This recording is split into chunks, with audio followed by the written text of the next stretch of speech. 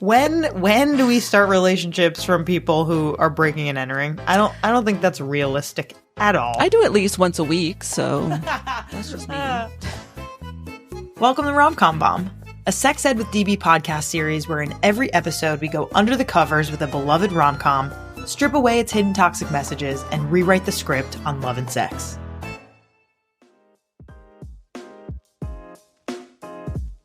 Let me tell you about one of my favorite pleasure products retailers out there, Lion's Den. If you haven't heard about Lion's Den before, I cannot wait to tell you about them now. Lion's Den opened its first retail facility in Columbus, Ohio in 1971. That's right, over 50 years ago. Since then, they have grown to more than 50 outlets throughout the US, building their reputation on high-quality products, low prices, and a knowledgeable sales staff who can help you find the perfect toy. One of the many things I love about Lion's Den is that they advocate for a sex-positive perspective on intimacy and sexual well-being, and strive to break the stereotypes and stigma surrounding sex by providing comprehensive educational resources to empower everyone to enjoy life to the fullest. They are simply amazing. Lucky for you, Lion's Den is giving my listeners an exclusive discount of 15% off your purchase in-store and online with code SEXEDWITHDB at lionsden.com. What are you waiting for? Get your amazing Lion's Den toy now. Do you ever want to get intimate with your partner, but just kind of feel something telling you that you're not super into it and not sure how to get the spark back? Let's talk about Aria. Aria is a service for couples that makes it easy to break out of routine, deepen emotional connection, and energize their relationship with curated experiences called scenes. You will also receive access to the Aria Concierge, who's like your relationship's wingman, a real person who feels out your vibe and serves up spicy monthly experiences for two. Pause this episode now and visit arya.fyi and use code SEXEDWITHDB for 15% off.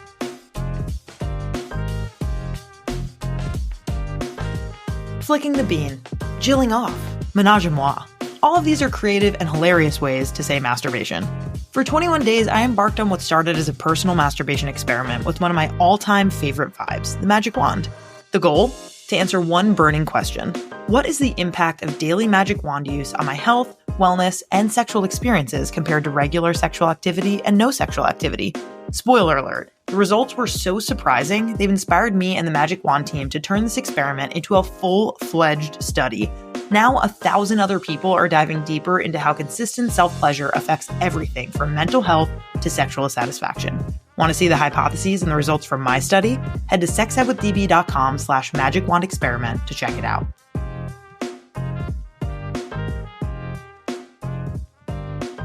Let me guess. You have a life and a job that you love, but the one thing missing is love itself. If you want to take your dating journey seriously this year, we highly recommend checking out Dating Intentionally anywhere you get your podcasts. Dating Intentionally is hosted by Talia Cohen, who's on a mission to make dating fun and help you date with confidence. Talia pulls from her own experience going on 64 first dates in just 10 months, which ultimately led to her getting married. She's also joined by therapists, coaches, experts, and educators like me. I had a great conversation with Talia on her show all about incorporating sex toys in the bedroom and so much more.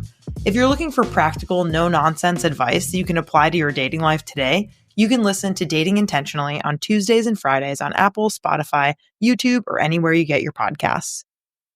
Hello, everybody. Welcome back to another episode of Rom-Com Bomb. I'm your host, DB, sex educator, pleasure expert, and rom-com critic. And today we are joined by Caitlin Durante. Let me tell you about her. She is a comedian, writer, and co-host of the Bechdel Cast, a podcast that examines movies through an intersectional feminist lens.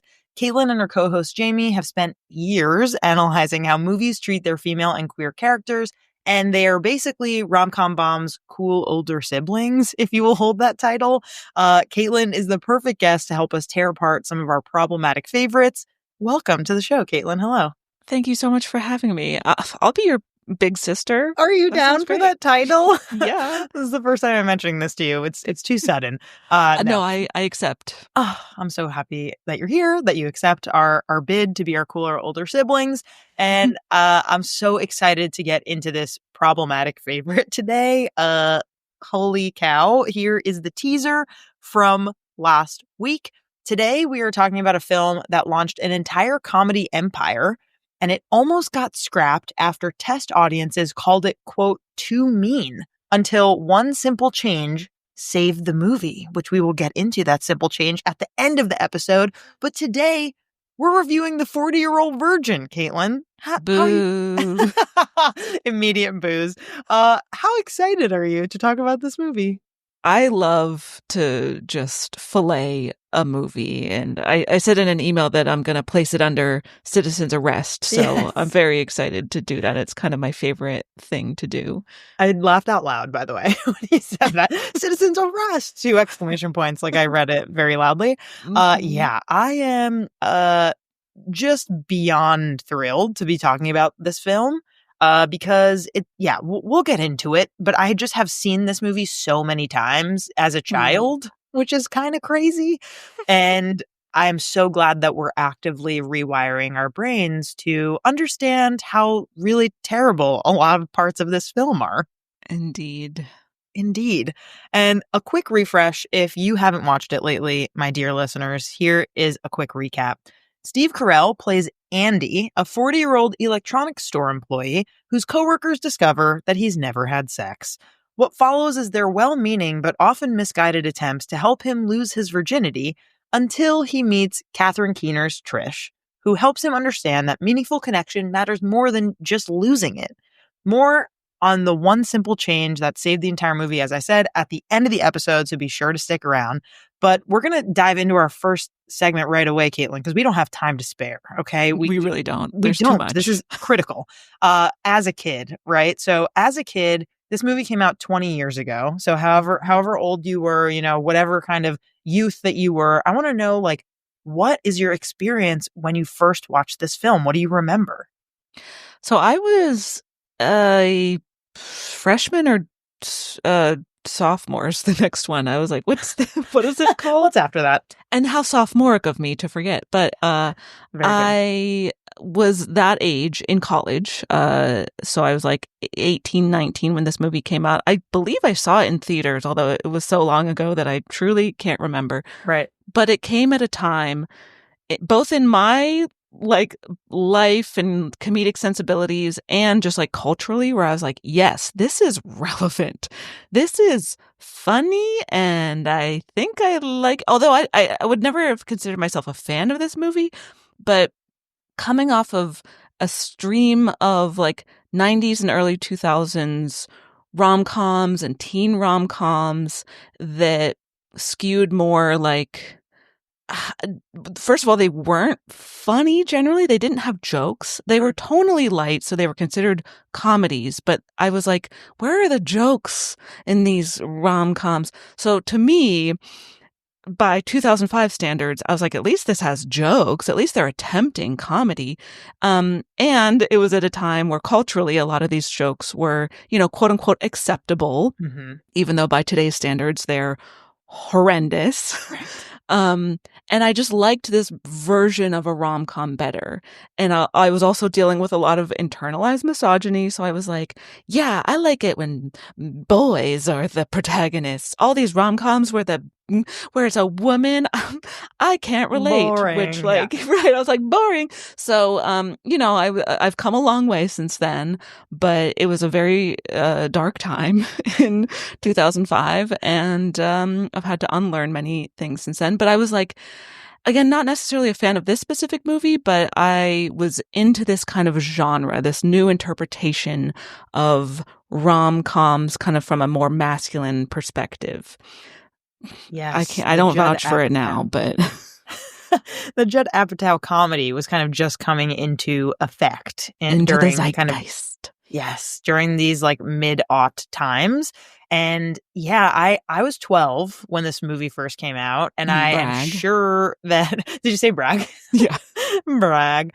I'm sure I watched it. Like, I know this was totally like, I had an older brother. He definitely watched this movie. Like, we kind of had like unsupervised normal parent, my mom was a single mom doctor who's kind of out of the house, and I like was watching TV a lot as a kid, and I'm sure this came on one of those movie channels that we had. And I just remember feeling a lot of things, like kind of a lot, like shame about this, like the kind of awkwardness of this movie, and like the fact that we're supposed to realize that like he is a loser, he has never had sex, and he is 40. And all the sexism, like there's so much that we're going to get into. But as a kid, I think I really understood this movie to teach me in terms of like what it taught about sex and relationships when I first saw it, that like he is a loser for not having sex, and he is a virgin, and that is wrong, and that is gross, and like all of these things, right? That like he is a hairy person who needs to get waxed, like this kind of like huge waxing scene, right? Like obviously as a kid, like I'm laughing out loud when he's yelling about these like random things. I feel like that was a core memory. Okay, dare I ask, is there any element, at least one, of this film that you feel like works today in a current lens? I was really thinking about this because sometimes if you just sort of isolate the very basic premise of a movie, you're like, okay, it's not bad. It's just all the specifics, all the details and the problematic jokes that make it so problematic. And I was thinking about this and I was like, okay, the general premise of someone who wants to have their first sexual experience or like have intercourse for the first time with the support of his friends. I mean, that's, I guess, a neutral thing, but that's as far as it goes, because like it's like not even really on his terms. It's his friends that are kind of like pressuring him to think that he needs to do this. He seems to have like a fairly content life without this. It seems like he does want to, or he did at one point want to, quote unquote, lose his virginity, which is like a term that I like don't even like. It implies that like there's something wrong with you and that you need to whatever. So I just, to answer your question, I would say no. I would say basically nothing about this works through a like modern lens. Sure. I think that the one thing that I feel like still holds true is like the way that these two main characters do genuinely love each other. Like I do think in general, the kind of trickery and like weirdness that Andy does throughout this film, and he's not honest with Trish, and there are a lot of problems I think with their communication. And she even lies to him, right? She kind of talks about her kids, and she's like, "Oh, I only have one kid. Oh, I have two kids. Never mind, I have three kids." Right? Like there's kind of this constant like questioning of like who is telling the truth here, and like you're just kind of like, is this realist, or it doesn't feel kind of like a real relationship. Right. And then kind of when she learns that he is a virgin, she goes, "Oh, like that's it." Like she's very understanding of his sexual inexperience. Cut to their wedding, which of course is another, it doesn't happen that way. But I do think that it is nice that like both of them found love, and it seems like a sweet relationship, and they have chemistry and they make each other laugh. So that's I think the one redeeming quality. I would agree with that. Yeah. Okay. Yeah. Now that we've said that, it's time. Actually, before we get into That's Problematic, I want to know, what was your rating of the film before the rewatch most recently? From 1 to 5 voms. 1, dated, mostly harmless. 5, full body cringe. We're burning all the DVDs that we have of this film. I probably would have been like, yeah, maybe it's like a 2.5 or a 3 vom. Like I didn't remember all the very specific, like moments of homophobia, transphobia, racism, et cetera, et cetera, et cetera. But because I did analyze this critically within the past few years, I knew you knew better. High vom rating. Correct. We very much, I feel like on my end and my team's end, when we were discussing this, we're kind of like, it's probably a 3. Like it's probably right in the middle of like one of those early aughts comedies that is like, has a few, of course, like homophobic jokes, because that's the classic thing that is always added in these, which is fully unacceptable. And that's what kind of brings it up to that 3 level. I'm excited to talk about we're going to get there as to what the new ratings are. But before that, let's get into our main segment of this show called That's Problematic, where we dive into what doesn't hold up in this film when it comes to, everything from all of it, gender roles to sexism to, power dynamics in relationships. There are all sorts of things that we discuss. And the first thing that I want to talk about in The 40-Year-Old Virgin is the virgin narrative, right? Like virginity, you kind of mentioned this, is like a problem for his friends to solve. And there is such a shame spiral around the sexual inexperience. And, he's the nice guy, but he's a virgin. Like there's so many tropes that are going on here.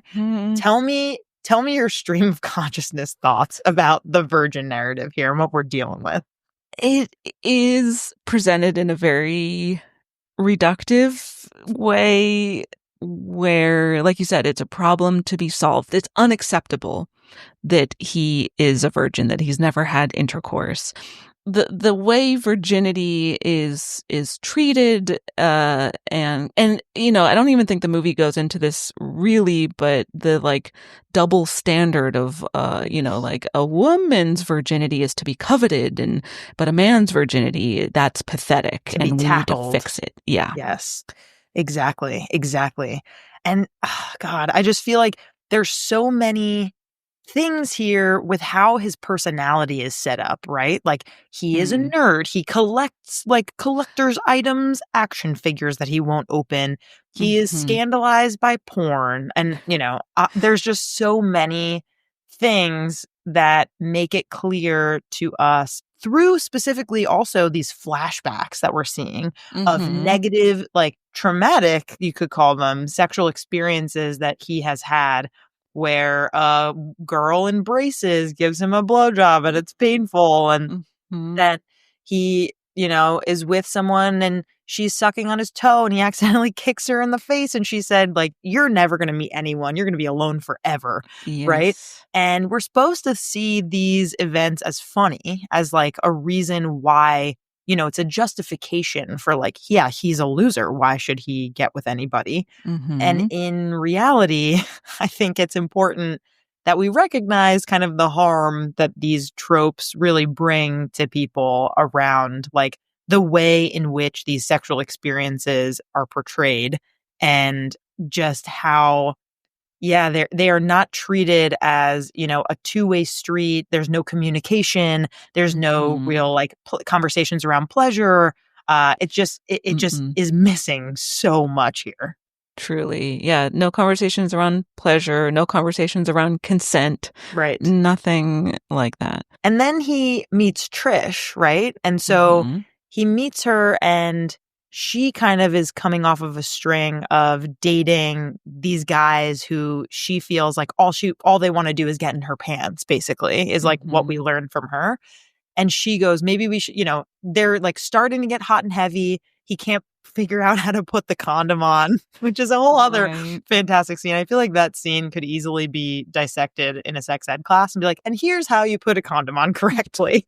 Totally. But like, her kid walks in on them and she's so embarrassed. And, basically Trish is like, I think we should slow down for a little bit. And Andy says, I think that's an amazing idea, because he's intimidated by having sex with her.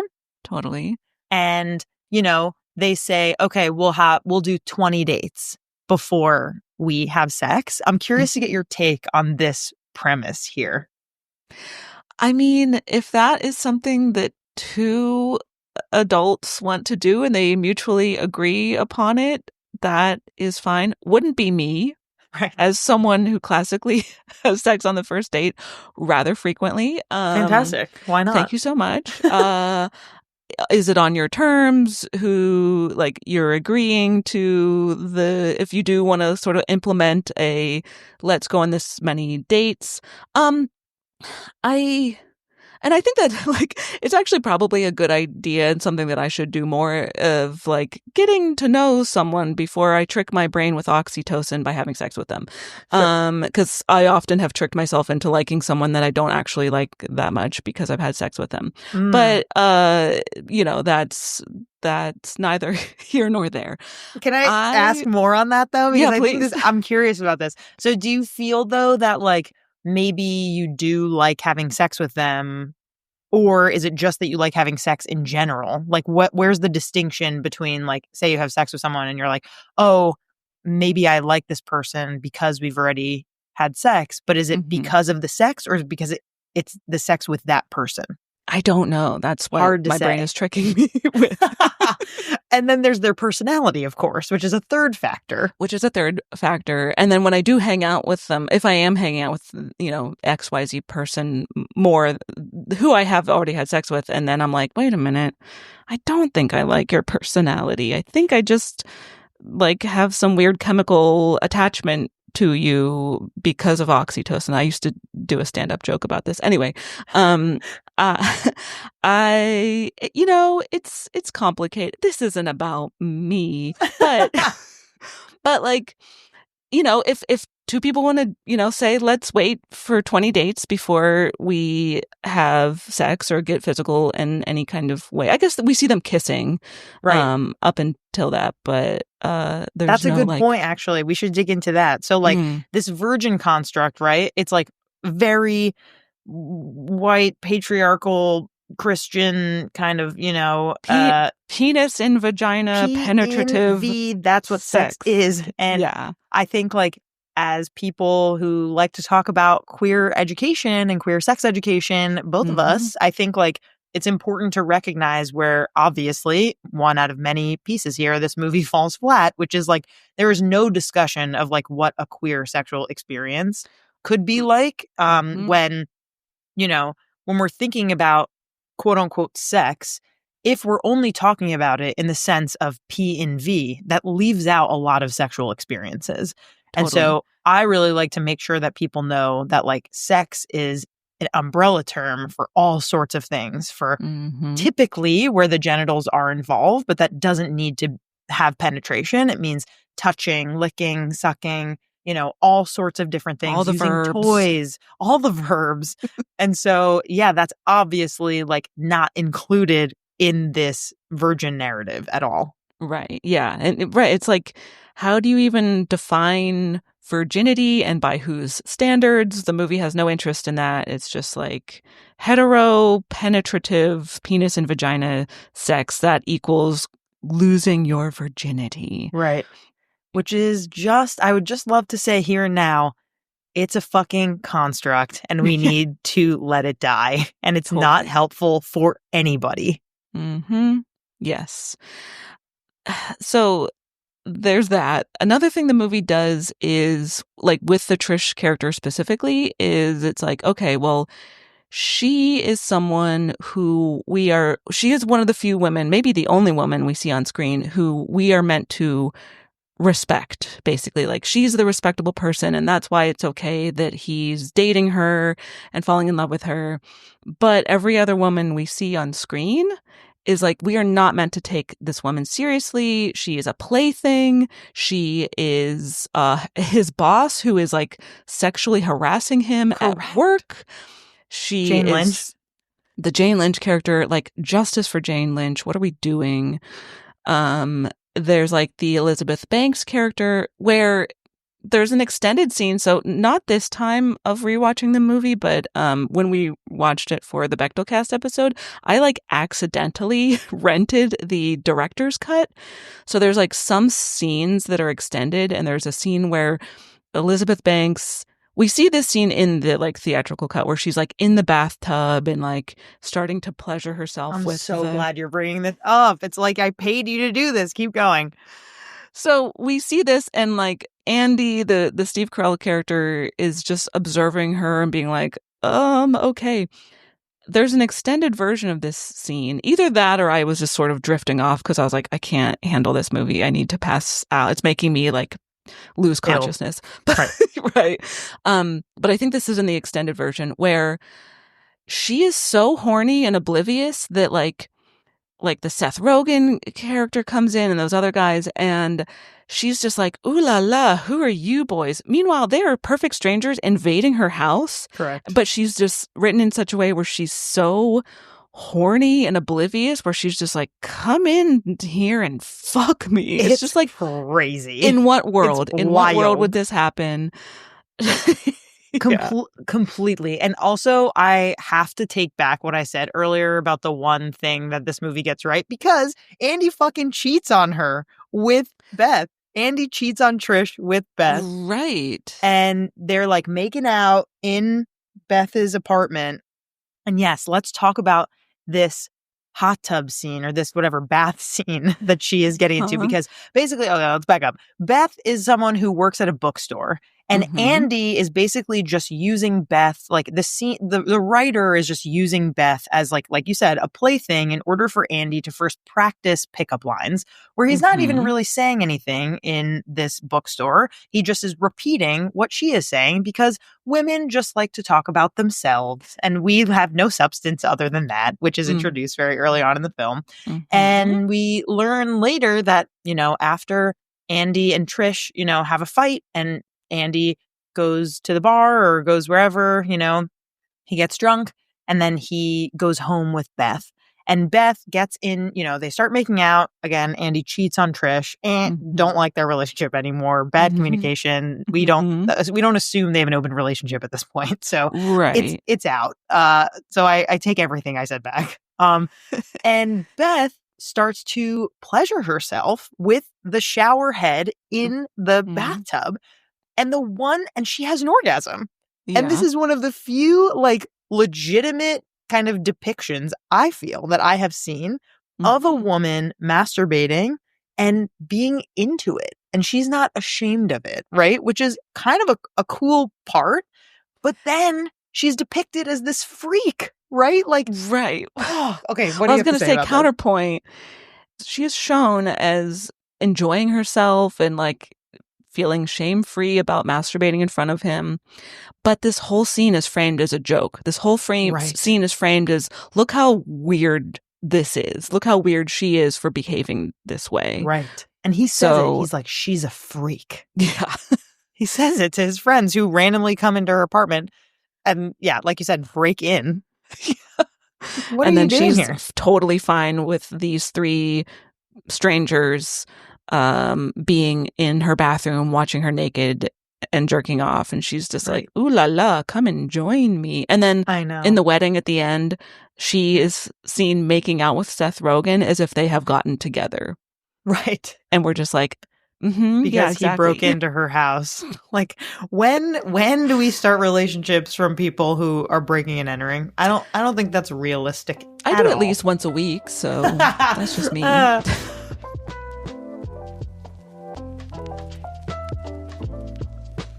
I'm about to get personal here, so listen up. I'm going to tell you a fun fact about me that you definitely didn't know. The lube that I use most consistently is Uber Lube. I really mean it. If you were here with me right now, I'd tell you to go over to my nightstand drawer and tell me what you see. That's right, you would see a bottle of Uber Lube. If you've never heard of Uber Lube, let me tell you about it. Uber Lube is a silky smooth silicone-based lube recommended by leading doctors, and its body-friendly ingredient list makes it widely used by people with sensitivities to lubricants. Another amazing thing about Uber Lube is that it doesn't leave a sticky residue like water-based lubes do. It lasts for a long time and doesn't stain clothing or bedding. I have 3 bottles of Uber Lube on my bedside table right now, ready when I need it. If you're someone who wants to feel more pleasure in the bedroom, use code SEXEDWITHDB for 10% off at uberlube.com.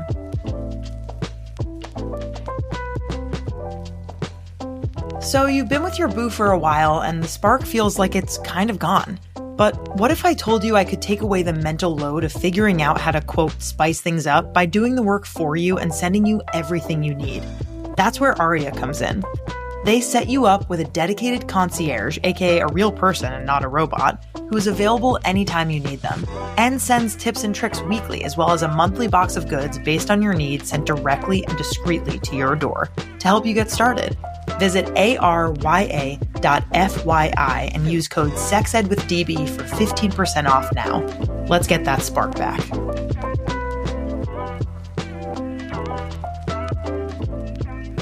What if I told you that I did a masturbation experiment with the magic wand and the results were incredible?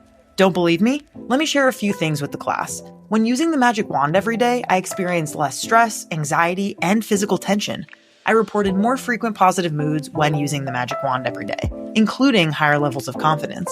My level of horniness increased over time when using the magic wand every day. And get this, the magic wand team was so excited by my study that now 1,000 people are doing it too.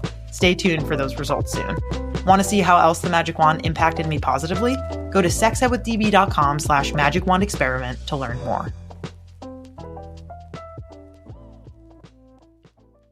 There's just so much more to get into in this movie, but I just have to name like a few other things while we're here. And then we're going to transition to the cringe corner, which is like one specific line or joke or like something that you can remember or like moment where you're just like, this is so bad. So the last thing I want to say, like Paul Rudd's character, David, is like stalks his ex-girlfriend, aka Amy, who's Mindy Kaling's character. Yeah. And this is supposed to be seen as like, again, like she cheated on him. So we're supposed to be able to justify why he is stalking her and why he is using violent language, honestly, about her. Mm-hmm. And it's just such a strange part of the film. And I wonder, can you make sense of any of this at all? This character? I certainly cannot make sense of it.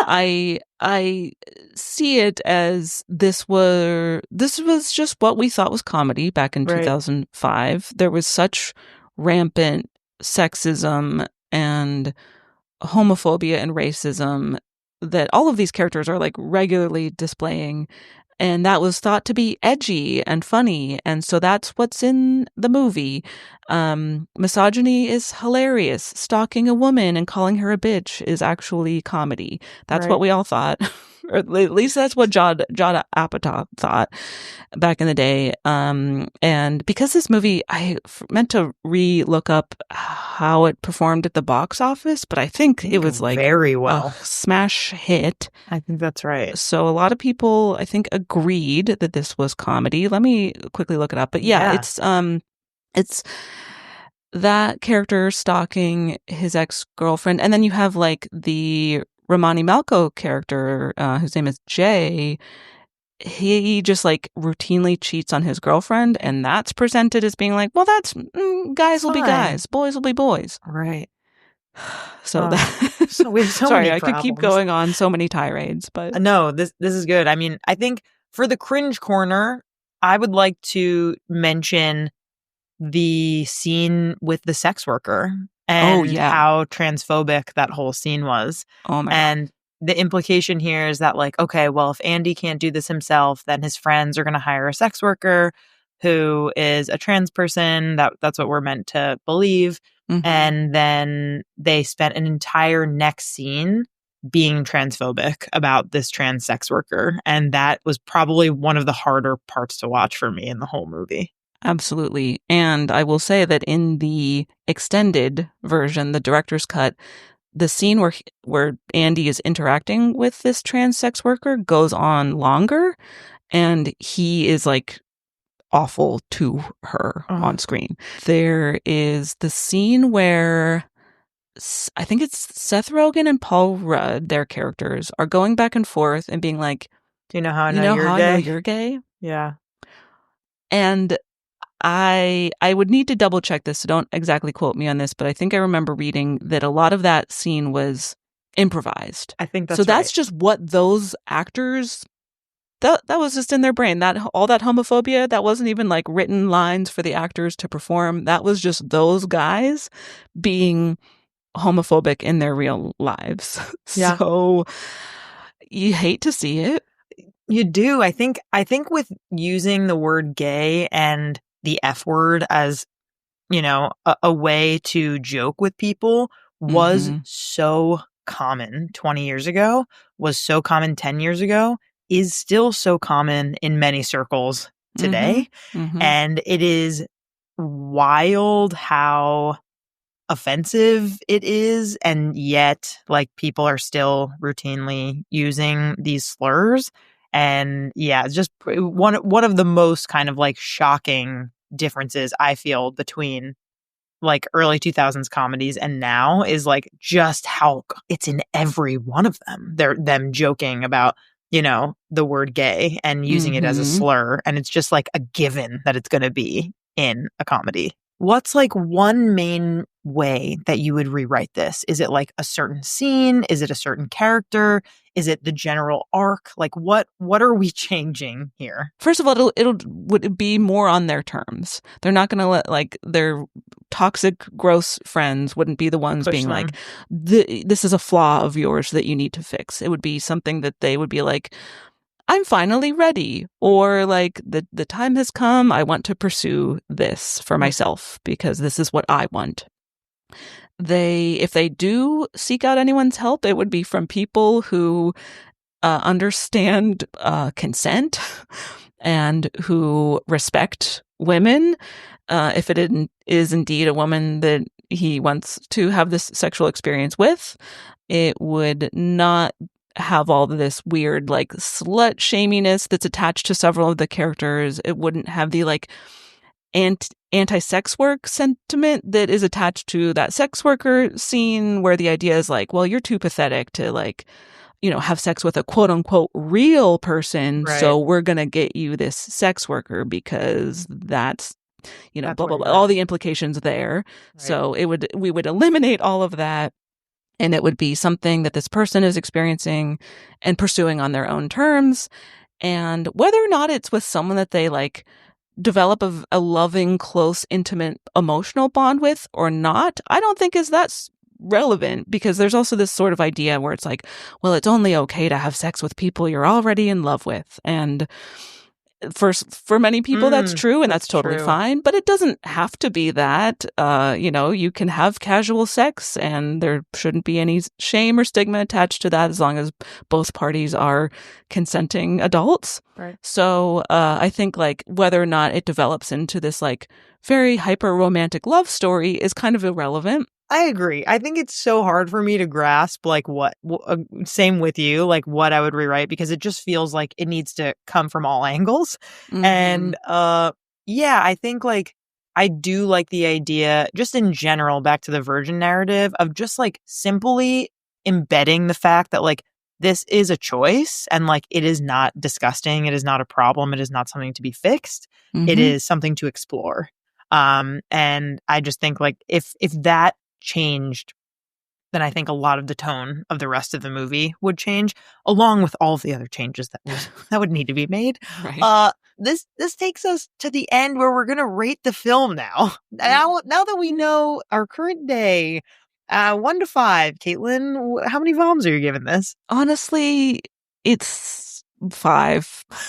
Yeah, I truly can think of very little that's redeemable about this movie, and so much of it is steeped in misogyny, sexism, that's the same thing, ? Homophobia, transphobia, anti-sex work, just like defining racism, sexuality and virginity and all these things in very, very like prescriptive, binary, heteronormative terms. It's like just every problematic thing under the sun that you can think of.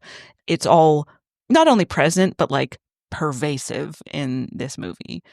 I completely agree. This was a pretty rough rewatch, and I'm looking forward to not really having to think about this film maybe for another 20 years. What if we did another every 20 years a rewatch? Fingers crossed. And I want to share the trivia teaser deets from early on so that people can know what exactly happened with this film. So, yes, because I don't know about this. I'm excited. I don't think. So early test screenings almost derailed the entire film because audiences found Andy's friends cruel and unsympathetic. So this is kind of what we're talking about throughout the whole movie of like, and it was worse before, right? So they're awful in the current version of the movie. So they were worse back, like they before? were worse to him. And so the solution was adding in some small moments where the friends reveal their own insecurities about relationships. So somehow that was enough when Paul Rudd was talking about talking about what a slut his ex-girlfriend is, were those quote small moments of redeemability. And when Jay's character starts crying and talking about how insecure he was, that, it was enough. And it saved the movie. And it created the template for what we now know as the bromantic comedy, the bromance. And the film went on to fundamentally change how Hollywood approached comedy in the 2000s. Thanks, Judd Apatow and Steve Carell. You did it. Before, Caitlin, we let you go and have you share where folks can find you, let me share next week's trivia teaser right now. Please. So this 2001 rom-com made J-Lo the highest paid Latina actress in Hollywood history, launched Matthew McConaughey into leading man status, and taught us that the best way to fall in love is saving someone from death by dumpster, ? So, maybe think in your heads what that might be and look forward to next week. And my lovely listeners, if you have a rom-com that you remember from growing up, submit it to us by leaving a review on Apple Podcasts and leaving a comment on Spotify. Caitlin, thank you so much for being here today. I am so thrilled that you were our in-house expert here today on all things that are problematic in films for 40-Year-Old Virgin. And where can folks find and listen to you? First of all, thank you so much for having me. It's been an absolute treat and delight. You can follow me. The main social media I vaguely engage with these days is Instagram. It's just my name, @Caitlin Durante. And you can check out the Bechdel Cast, which I co-host with Jamie Loftus. We talk about movies in a very similar way, examining them through a very similar lens. But we do all genres. So if you're like, what about this movie that's an action movie, or this, we cover it all. We've covered over 500 movies. So if you've got a movie you want to hear us talk about, chances are we've already done it. And I teach screenwriting classes. So if you want to learn how to write a movie that's not as problematic as 40-Year-Old Virgin, you can take a screenwriting class of mine, and you can find information about that on my website, CaitlинDurante.com. I love it. Wow, you're leading the next generation of non-problematic writers. I'm trying. Epic. Caitlin, thank you again so much for being here. Thank you. Our creator, host, and executive producer is me, Danielle Bezalel, aka DB. Our producer is Sadie Lidji. Our communications lead is Cathren Cohen. Our music theme is by Hook Sounds. Thanks so much to our featured guests, partners, and listeners.